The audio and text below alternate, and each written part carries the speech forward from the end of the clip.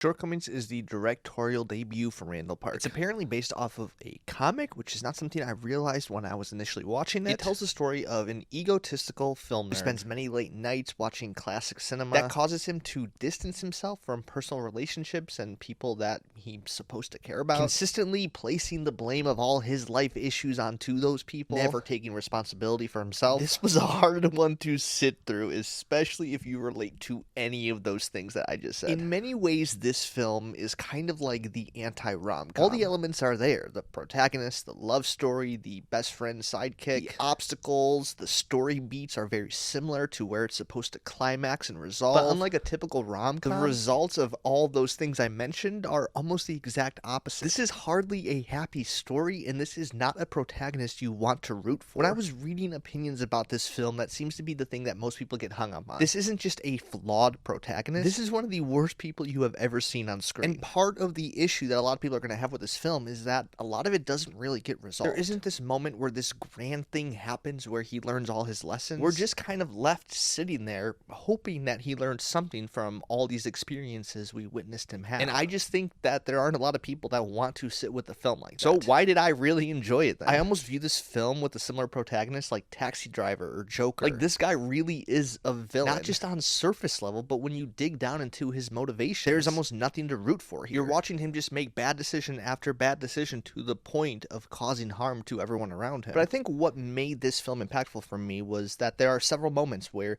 he seems to say something insightful or at least semi-self-aware. And there were truly moments that I related to. And it's not something that I'm very proud to say, but it's almost these intrusive thoughts that you have coming from a very self-centered nature. And when you're watching him on screen have those same thoughts but act them out, it's terrifying. It makes you wonder, is this how people see me? There's a moment towards the end when he's arguing with someone. They become very joyful within this argument, and they straight up say, I'm happy right now because I just had the thought I never have to have this conversation with you again. That is a fear that is buried down very deep within so many people. That the people that you are closest to would have a better life if you were not in it. And for our protagonist in this film, that fear is now a reality. And so when I say I relate to this character, it's not in ways that these are things that I think or do, but they're real fears that I have, and I'm seeing that played out on screen. And there's something rather soothing about that, at least viewing this as a warning of what not to do in relationships. There are elements of this that didn't fully hit with me, especially when it gets into the specifics with him being an Asian male. There's just a lot of problematic elements that this character feels about the world, especially being Asian and his relationship to other Asians and white people. And the points and arguments that he made about the topic felt very specific to a point that I did not understand at all, and I would be curious if this is other people's experience. And while this is a very tough watch, I think it's presented in a very lighthearted way, which also might be difficult for some people, but I felt the tone to be rather refreshing. There is a lot of humor in this film, and if you're on the same wavelength of that humor, like I was, you're going to be smiling and laughing throughout most of it. But the cast here is incredibly talented. I'm genuinely impressed that Randall Park was able to debut such a competent film. It's not going to be everyone's favorite, but it really spoke to me, and for that reason, I would highly recommend it. So that's Shortcomings. Have you seen it? What do you think? Comment below. Don't forget to like and subscribe if you want to see more content like this, and I will see you next time.